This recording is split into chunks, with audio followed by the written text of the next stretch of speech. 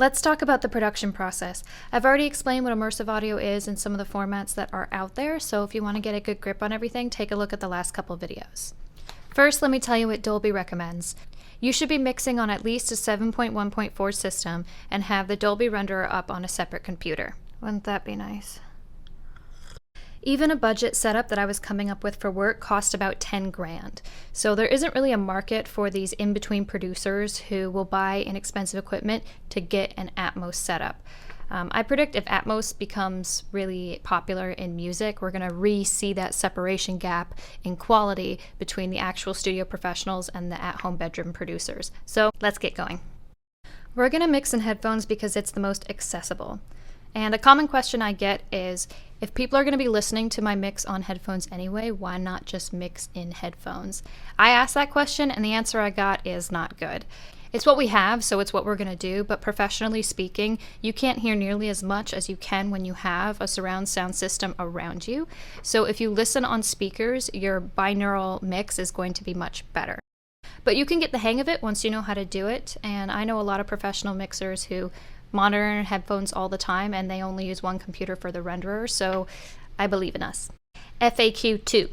Many DAWs have the Dolby Atmos renderer built in now, so why would I pay for it? Well, there's still a few reasons why you would want the renderer, but it is no longer 100% essential. So here's what we're going to do.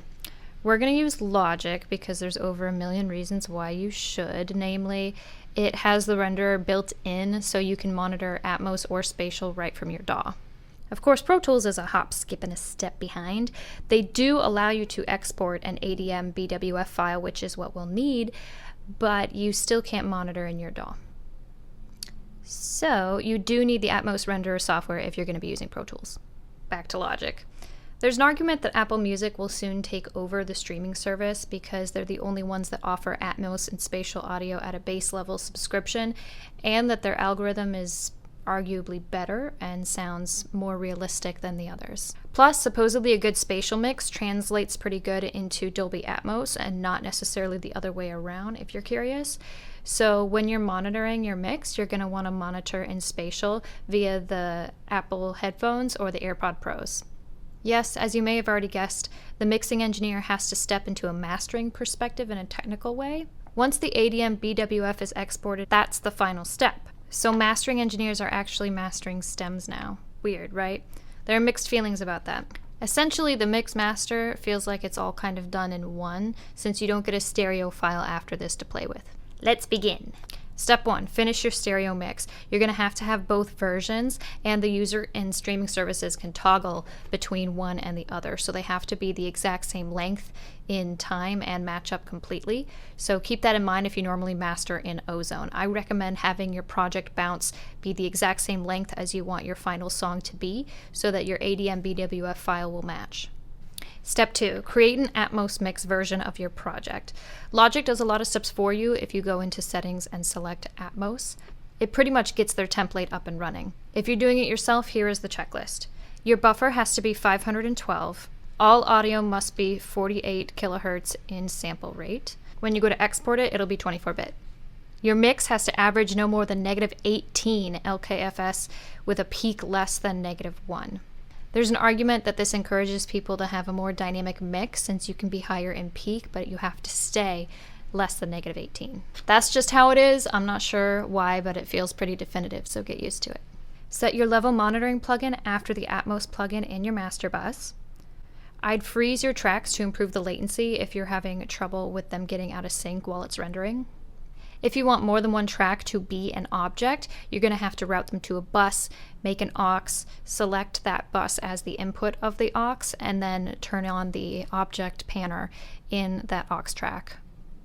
For the LFE channel, there is a level slider in the surround panner for beds, so turn that up if you want to hear low frequency information from that bed going into the subwoofer. If you want an object sound to come out your LFE channel, follow these steps. Finally, in your renderer, there are options for distance perception pertaining to the binaural version of your mix. Make sure you choose an option for these. Now for more artistic mixing suggestions, consider this an entirely different mix. You're going to need new levels, not just everything turned down, but new levels in relation to each instrument, and that is because of how the panning affects the sound perception. One artistic question to ask yourself is, do you want to recreate a real-world environment, or do you want to create a virtual experience? This is 3D, so think of your sound in layers. Is your sound like an atmosphere and exists everywhere? Is it a directional sound and stays in one place? Or is it an object and moves around? Have fun experimenting, but I recommend not going crazy with it unless you have a reason for it. You don't really want to turn off listeners by trying too hard, but you should take advantage of all those areas that stereo can't access. The last song in this EP made sense to do in Atmos because there is a storm and it sounded much better in Atmos when the storm sounded like it was around you than when it was in stereo. Plus the storm had a lot of frequencies in it that was getting muddied and everything else. Now you can bounce your project as an MP4 to hear it play on different speakers, but keep in mind that it has already been rendered for surround. It is not your Atmos mix because it would need to be decoded. So you won't be able to just play your ADM BWF file without your renderer or your DAW. The Atmos renderer can create MP4s for listening tests as well. So let's review our mix checklist here. You have a 512 buffer, 48 kilohertz sample rate for all tracks.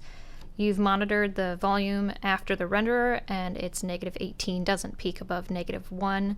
You've used your LFE channel. You've chosen different distances for your binaural rendering. Your mix is clarity, space, and depth. You like it on different systems and formats. When you're listening on spatial, make sure you're listening on the compatible devices. So now it's time to make that 24-bit file package. Now we export it as an ADM BWF file. It will look like a wave, but it is not just a wave. You can't play it. It doesn't know what information you need because it doesn't know what setup you have or how it should render the audio. It needs a decoder. So for the mix you made to be distributed, it will need to go to an approved Atmos distributor, of which they are mostly by invitation only. TuneCore is the only music distributor I've found that for $17 will distribute your Atmos mix and publish it. So for the lay people, TuneCore is our option. They don't do Apple Digital Masters, but whatever. So submit it and you can get your Atmos mix on surround sound services like Amazon Music HD, Tidal Hi-Fi, or Apple Music. Apple will take the file and do their own spatial magic to it and produce spatial audio, but they do that from the ADM BWF file. So let's review what makes a Dolby Atmos mix an Atmos mix. It has to be mixed for Atmos. You have to have the proper format going to the proper distributor. You have to be listening through a proper streaming service. Can't just show it to you through YouTube. You have to be listening on the proper format. Not all speakers are compatible with Atmos. They often will advertise if they are. Finally, if that's all good, you have to make sure your speakers know they're listening to Atmos. So if they have a setting for on, make sure it's always on. I always say, and the labels wonder why this isn't catching on. It's complicated even from a consumer standpoint. It's May 2023 when I'm filming this video. Technology changes very quickly, so keep in mind that some of these things may be outdated. So let me know what you think of Atmos from a consumer and mixing perspective. It certainly has potential and is much more accessible to mixers than it used to be just a couple of years ago. But chances are that as Atmos grows, like I said, the gap between producers that are at home and in professional studios is going to widen as the mixes are going to be much better in Atmos produced in a big studio. But I hope this helped you get a jump on it. The band I was mixing is called Denying Remorse, if you want to check them out. Their music should be out by the end of the month.